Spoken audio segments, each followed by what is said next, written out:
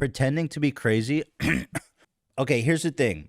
This guy, wait, oh, it's a whole compilation. Okay, this guy, this is the dude that killed, I know he was a mass shooter. Which one did he do?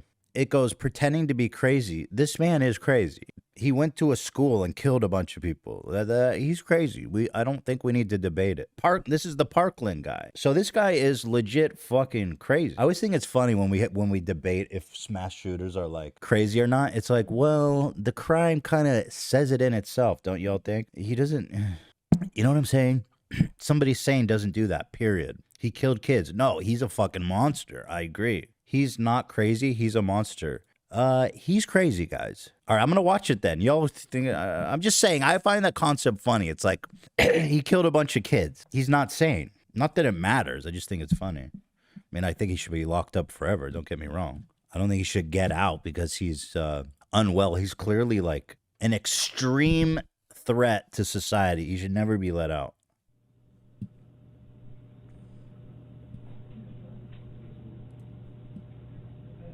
This is 26-year-old Dawson McGee, sitting in a police interrogation room in the early hours of a Tuesday morning. The Monday night before, he stabbed his own... Ooh, this guy's got a good voice for it. The thing that sells these true crime ones is like a good voice. Like, I love the guy from... Who's the guy? Is he from 2020 or Dateline? He goes, hi. Who was it? He does these crazy inflections. Dateline, he goes...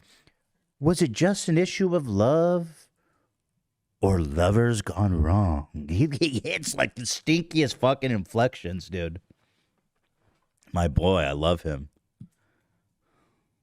Own mother to death for asking him to move out of the house and get a job. Russian Dawson is subtitles? unaware that he Who is asked for being that? recorded on a hidden camera. In 3 seconds from now, he will hear the sound of the door being opened by a detective. And at that exact moment, you will see a remarkably noticeable switch in his demeanor.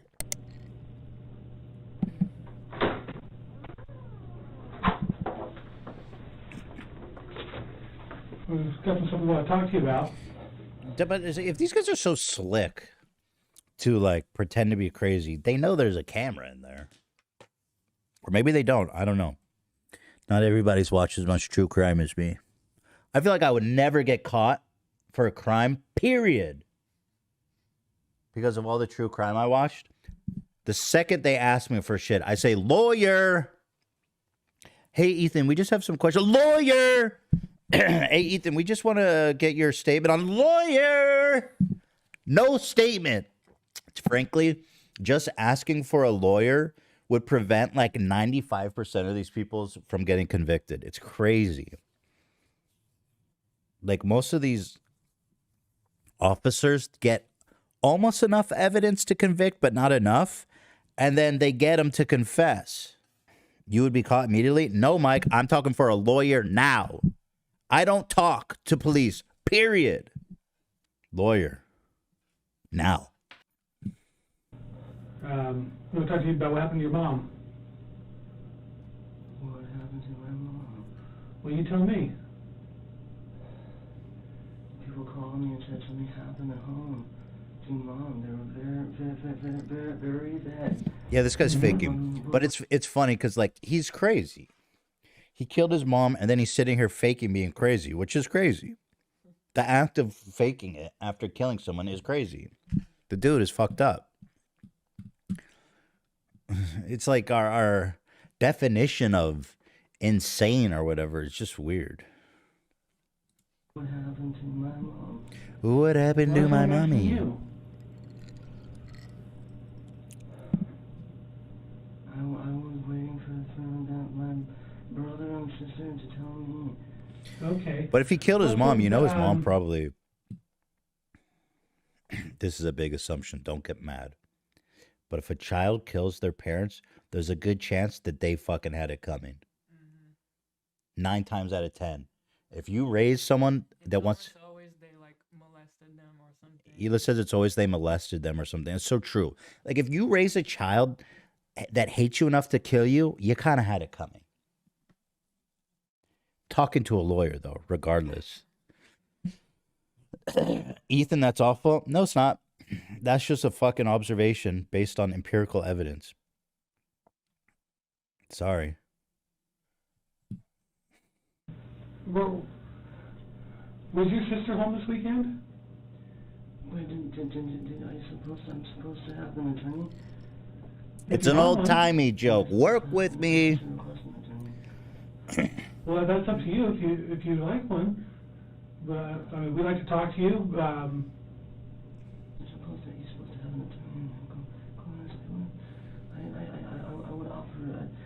This is gold, man. They didn't even have to do anything. They just show the police footage. It's just like, oh, I love police interrogation footage. It's so good, bro. It's so good. I'm going to ask for an attorney.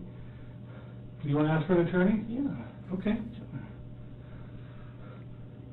It would come as no surprise that a judge deemed him fit to stand trial. A jury then found him legally sane, and he was sentenced to life in prison for the murder of his mother. I understand, like, there's this legal classification where if you can prove that you're insane, then you can't be held accountable. And so sometimes they'll either get a shorter sentence or they'll, you know, spend their days in a relatively cush compared to prison, like people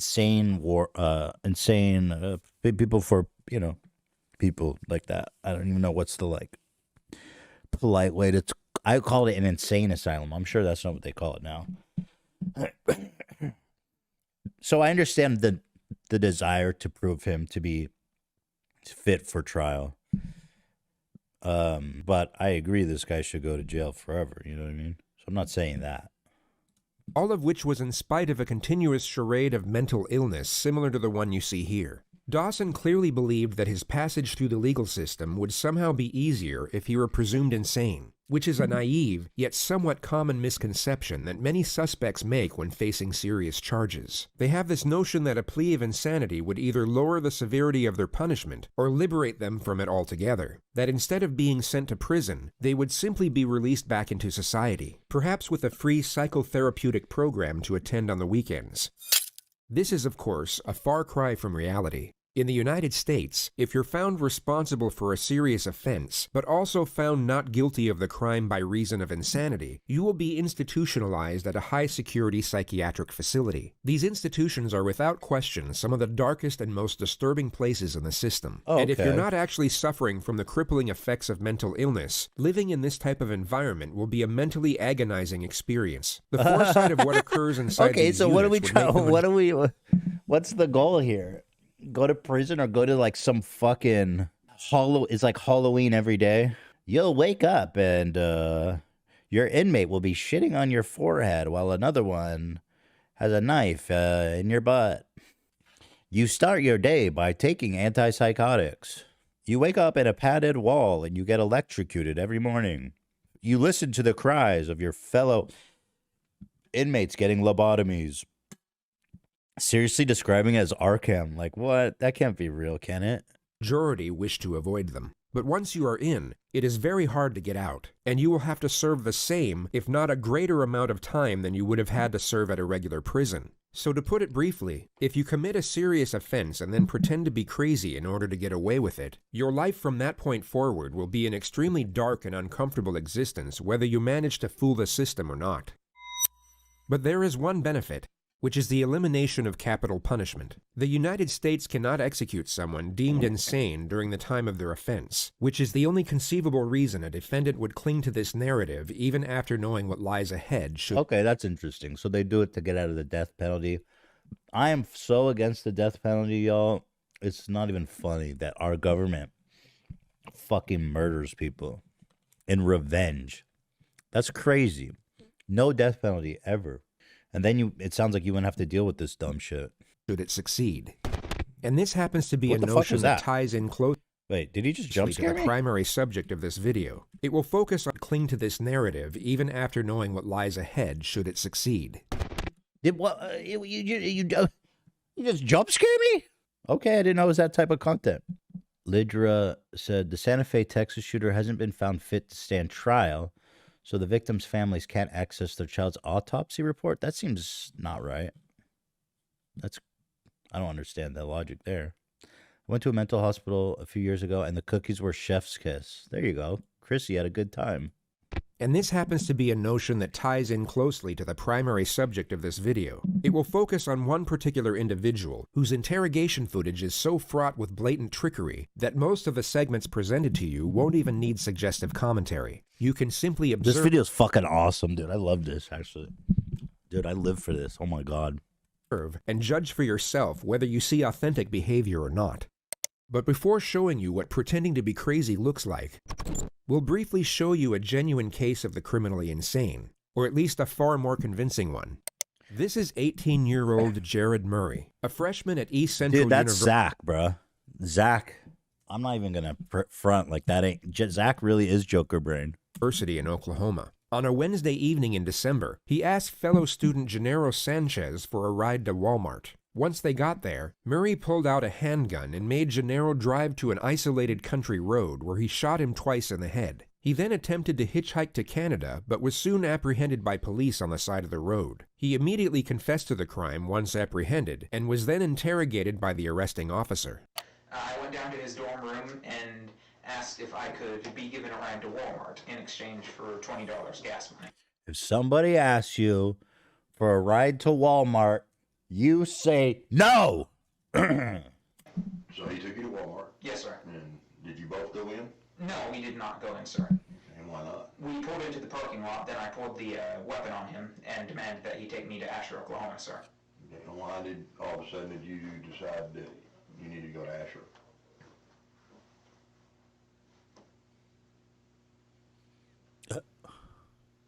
Because I was planning to take him out into the country and kill him. So this guy's actually, there you go. Just be yourself. That's my take. You're crazy. Just be yourself. That advice is good for everybody, it turns out. Just be yourself. If you're a killer, if you're just a funny guy, you're just a little bizarre, if you're trying to make it through life, be yourself, people. Yes, sir. Okay. Did he say anything?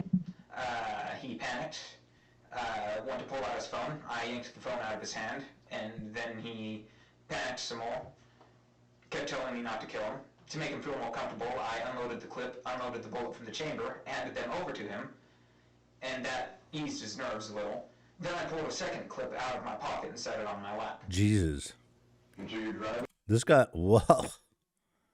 That is crazy. And so I guess at some point, did you decide now was the time? Yes, sir. Okay, and what happened? I loaded the gun quickly, chambered the round quickly, shot once, missed, shot a second time, hit, jumped out of the car, went around. He was driving 10-15 miles an hour, so it was rather slow. Ran around the hood of the car, and of course it was slow when he wasn't purposefully driving. Tried to pull him out, couldn't get him out until he already had hit the tree. Pulled him out there, dumped him into the, before I dumped him into the ditch, I heard him gurgling. I'm not sure if that was a physiological or physical process after death, but I thought that he might have still lived through that somehow, because he was gurgling, so I shot him again and then shoved him down in the ditch. He makes a You know, throughout all of it, I got to say, I appreciate his honesty. I also say honesty is the best policy, and always be yourself. And in that sense, this guy is kind of, oh shit, you guys can't see his head. Fuck, sorry. And in the sense, this guy is kind of inspiring. You know? half-hearted attempt to conceal the body with a handful of leaves and a stick. He then walks in the direction of the highway. Did you get back on the highway? Yes, sir. And which way did you go? North, sir. And what were your intentions? When you were walking north? Canada, sir. You was going to Canada? Yes, sir. Okay. He states that his plan was to escape into Canada, but he had nothing to escape with, not even a passport. I had tried hitchhiking most of the way because the only way this was going to work, factoring in my belief that y'all found the crime scene, is if someone were to give me a ride there and then. And then whenever your patrol car was pulling up behind me, I didn't know it was a patrol car. I stuck my thumb out and you was there for the rest. Jerry, I want to ask you just point blank, because, I mean, you sat here and confessed to Pretty much everything. In my mind, and I think you might agree with me, just cold-bloodedly killed a young man tonight. Yes, sir. Or last night. Have you ever killed anybody else? No, sir. You will now see the detective attempt to establish a motive for the crime. I guess I'm having a hard time understanding what you got out of it. Can you help me? I don't really get anything out of it. Do you feel any remorse? I'm sad that I got caught so quickly. Tell me why I should believe you that there just was going to be one person that was going to suffer from your consequences of killing. You have no reason to believe me, sir. This I guy's guess I'm awesome. just still having a real I mean, hard you know, time in the sense that understanding. he's kind of a free spirit, you know?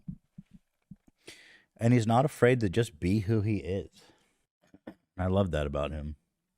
And this man just won himself a luxurious trip to a one-way trip to Arkham Asylum. Mm-hmm. Yeah, he's an honest king. Why?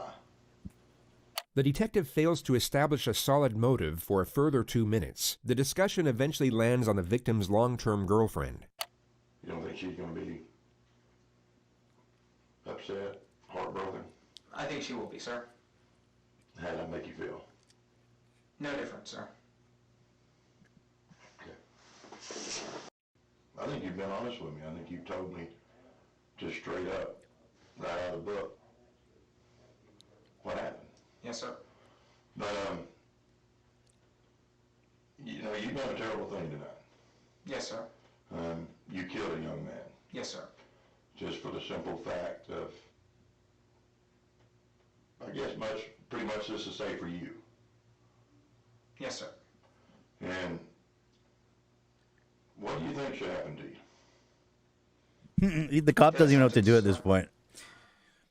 He's like, boy, I've never had anyone confess like this. Shit. I don't even know where to take this conversation. I guess, what do you think we should do with you? Should we, oh, he said death sentence. Oh, interesting. I guess pretty much this is safe for you. Yes, sir. And what do you think should happen to you? Death sentence, sir. And why do you think you deserve the death sentence? An eye for an eye, sir. Do you believe an eye for an eye? Yes, sir. Jared Murray Right. was found not guilty by reason of insanity. He was committed to a high-security mental facility where he is to remain indefinitely. Anything to say for yourself today? No, ma'am. Any reason why you Very might have done polite, this? too. Lots of sirs and ma'ams. He's very polite. He's a good kid. He's honest. He's truthful. You know, he's polite. Why? Let's let him go. Let's just let him out. It's fine. This young man? No, ma'am. No reason. No, ma'am. You have nothing to say for yourself. No, ma'am. You want to tell the community anything? No, ma'am. Did you confess to police? Yes, ma'am. Are you proud of what you've done? No, ma'am. Do you have remorse for what you've done? No, ma'am. He appears completely void of human emotion. No regret, remorse, shame, nor fear. He had both taken a life and destroyed his own, yet seems indifferent to the circumstances. With respect to his interrogation footage, the most conspicuous element was the complete... Look, at the end of the day, he's crazy, but does it really matter if he ends up in an asylum or a prison? Like, I guess maybe the fear is if you put a dude like this in general population that he'll be a threat to the other inmates. I guess maybe that's the theory. In which case, the asylum is going to be a really fucked up place if this is the kind of people it's full of. Yeah. Nice one, Zach.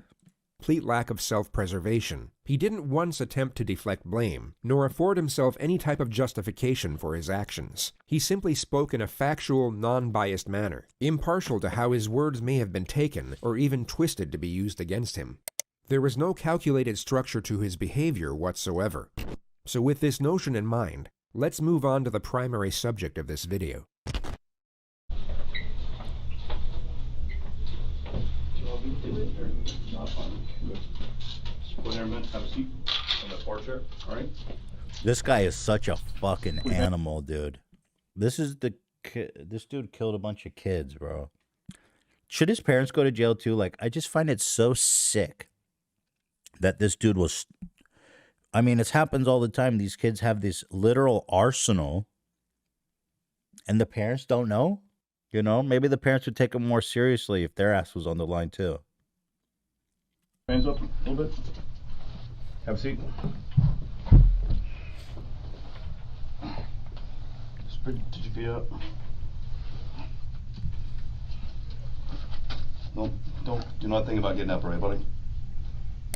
This is 19-year-old Nicholas Cruz, who 3 hours and 55 minutes prior to this moment murdered 17 people at his former high school in Parkland, Florida. Dude. Among the dead were 3 teachers and 14 students, the majority of whom were 14 years old. A further 17 students were seriously wounded during the massacre. The gunman dropped his rifle 7 minutes into the rampage and then blended in with the crowd as he ran out of the building. He was at large for 1 hour and 20 minutes, during which time he stopped off at a Subway and then a McDonald's, where he sat down and casually spoke to one of the victim's brothers. The student was unaware that his older sister had just been shot through the chest by the man sitting across the table. The description of the shooter was transmitted by police over the radio, which led to an officer identifying and arresting him on a street just 2 miles away from the school. He was taken to the nearest hospital and examined by a doctor for roughly 1 hour and 45 minutes. He was medically cleared and then transferred to the local sheriff's office, where he was subjected to interrogation.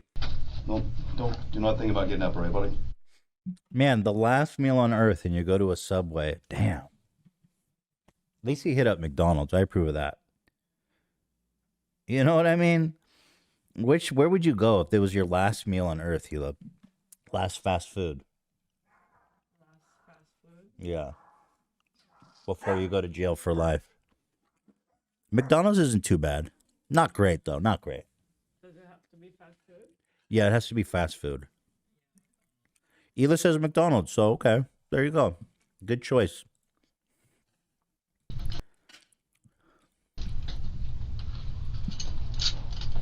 From the moment the subject entered the room, his eyes have been fixed upon nothing but the floor. He's held on to this downward-facing gaze as if he's either in a state of shock or disconnected from the moment. Popeyes, Taco Bell, Chipotle, Cane's, those are good choices, yeah. Any of them. Anything but Subway, I mean, to be honest. Subway is just the worst way to go, man. In fact, I heard they give out Subway to death row victims as their last meal as a form of torture, actually. Taco Bell. Mm-hmm. I feel that. Chick-fil-A. Dobrik's Pizza. Culver's? I've never heard of that.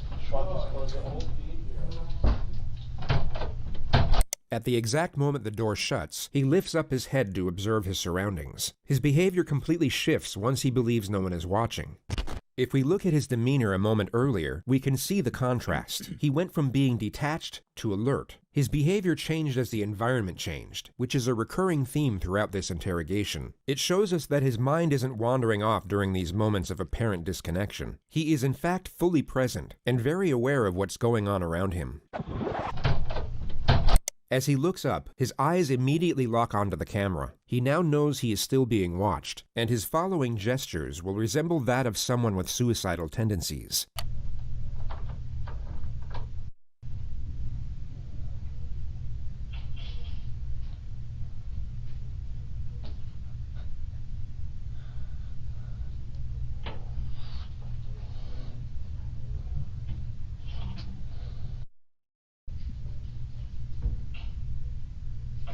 At face value, these externalized suicidal thoughts may seem genuine to some, but when framed with the rest of his behavior throughout this interrogation, they are exposed for what they really are: an act, a calculated attempt to I gotta go to the bathroom. Can you sit here and talk to them for a minute? I might have to take like 5 minutes, if you guys know what I'm saying. Character in what he believes to be a more positive light.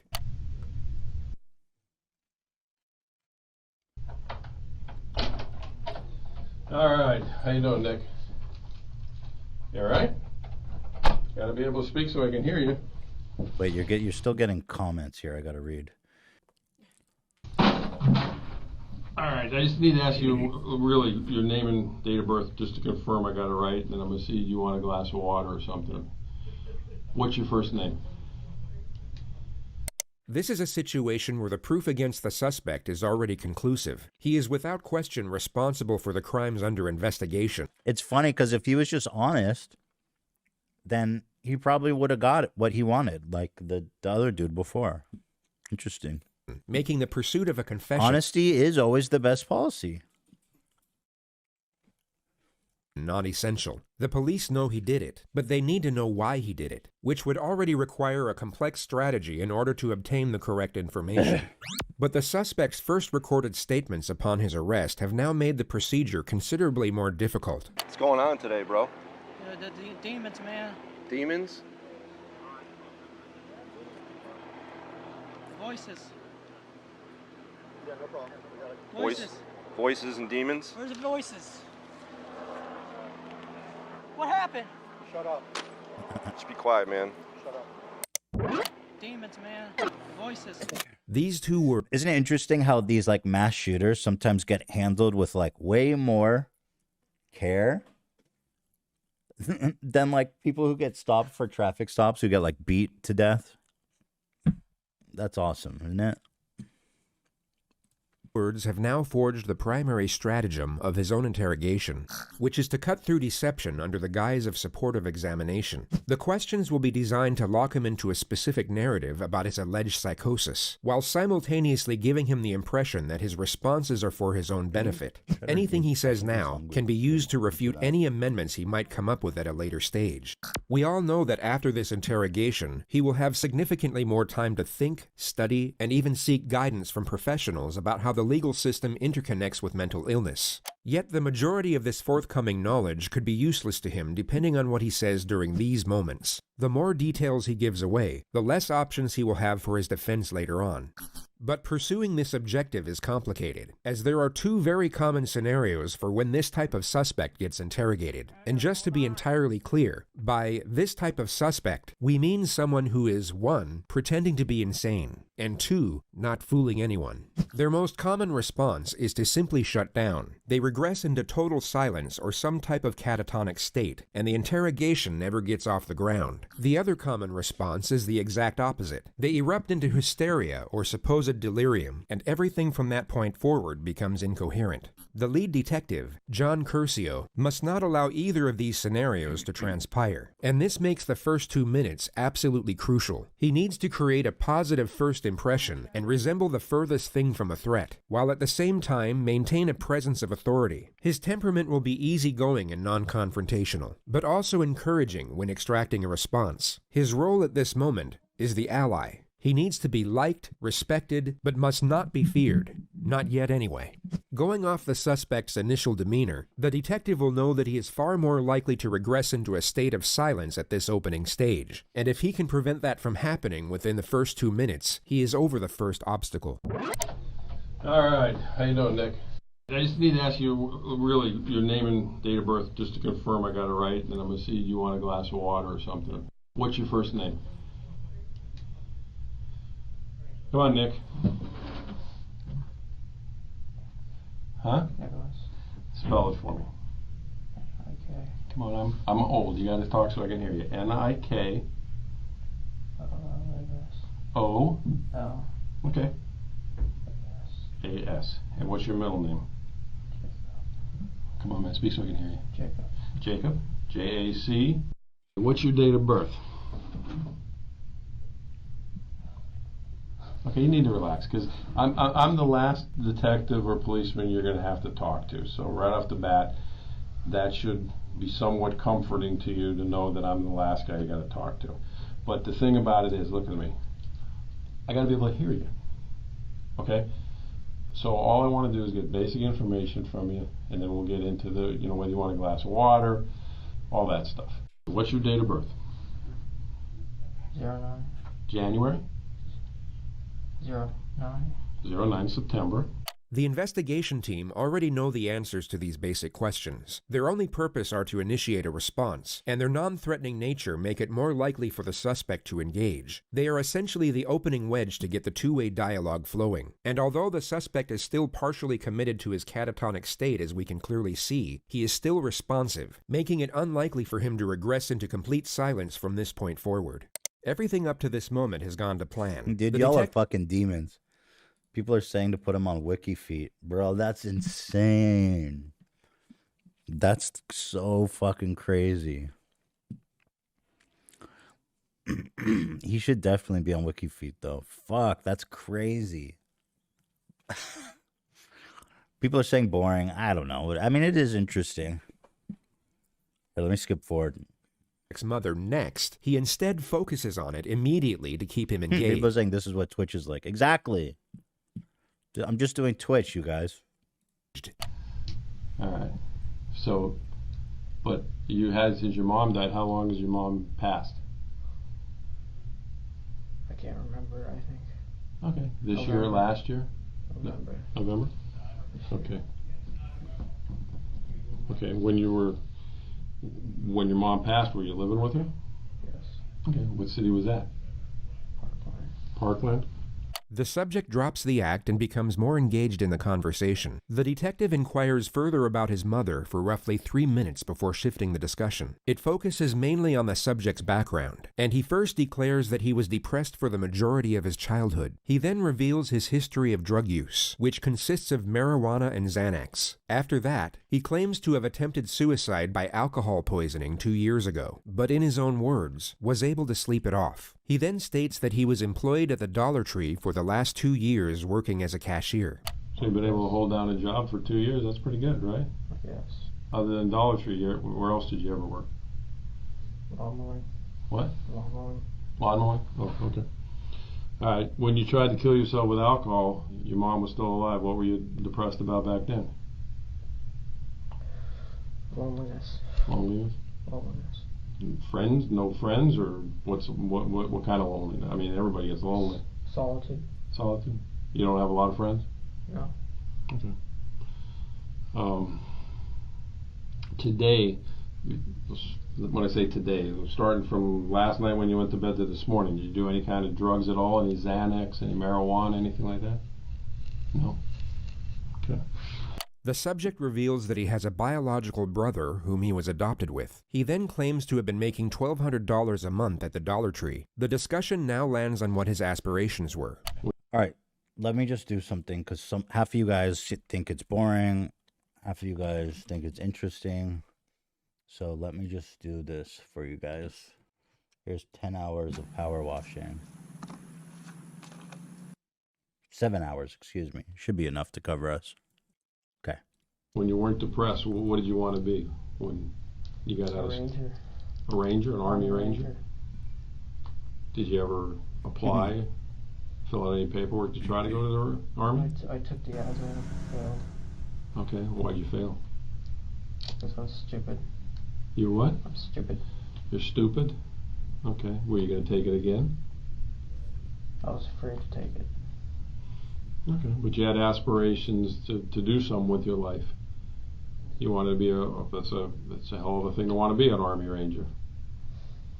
The discussion moves on to the subject's gun collection, which continues for roughly 4.5 minutes. The attack on the school is yet to be mentioned, but the last gun to now be discussed was his choice of weapon to commit the massacre. What made you choose out of all the guns to want to buy an AR-15? Cool looking. Cool looking? Okay. Now when you bought it, I mean, it was a legitimate purchase. They gave you a receipt and everything, right? So you bought it legally, right? Did you fill out those forms and everything? Okay, you remember those forms? Okay. The detective now shifts the topic onto his former high school, the same place he carried out the attack. Now, 3 years ago when you went to Douglas. It's pretty slick what the detective's doing, though, because he's like systematically proving that he's not clinically insane. Held down a job for 2 years, bought a gun legally, filled out the paperwork. You know what I mean? Smart. And obviously you stopped going there. Why'd you stop going there? My depression worsened. Your depression worsened, and what was going on? Did you just stop school on your own, or did some incident happen where? Yes, some incident. Well, what was the incident that happened? Fought a kid. You fought a kid. You remember the kid's name? Ian. Ian. And did you guys both get in trouble for the fight, or? Yeah. Okay. Well, what did they do? Suspend you? They suspended me. Okay. And what happened from there? After you got suspended, you go back to school? Yeah. Okay. What happened? Why'd you stop going there then? Felt embarrassed. You felt embarrassed because you got suspended, or you felt embarrassed because of why? Because of the fight. Okay. Well, what was embarrassing about the fight? What were you guys fighting over? A girl. A girl? Well, what was embarrassing about it? I mean, did Ian get the better of you? Was that what was embarrassing, or he got the better of you? How do I pop the He video has out? just provided the state with a solid... Wait, hold on. If the demon even exists. Can I get an attorney or something? You want what? An attorney? Yeah. Did the demon or the voices tell you to get an attorney? Okay. All right. Will you tell the voice that don't hit yourself in the head, because the attorney the demon just requested, I will stop talking to you. I'm scared. You're scared of what? Scared of what? Wouldn't he protect me? What? Why wouldn't he protect me, man? I don't know. Why wouldn't he protect me? All right. Well, again, your demon wants an attorney. Does the demon know an attorney? Any name in particular? All right. Well, just relax. You're done talking to me. And once again, I grabbed the wrong key.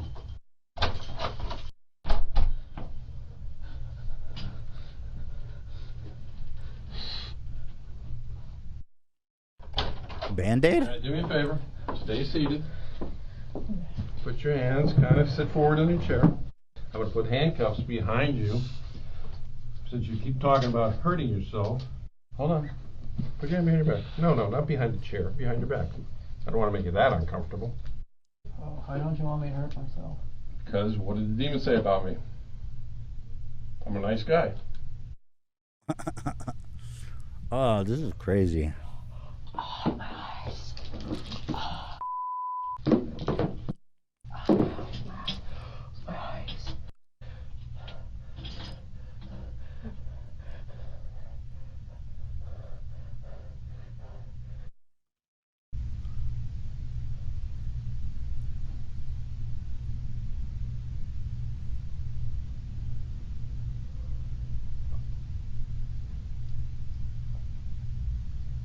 Nicholas Cruz was taken to the Broward County Jail, where he remains in isolation to this day. His trial date is yet to be scheduled. The 20-year-old has been held without bond since last year's mass shooting that left 17 people dead.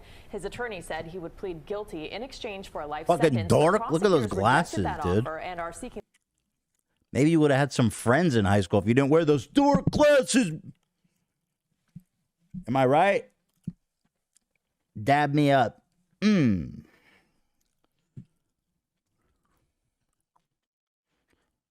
All right. I don't know.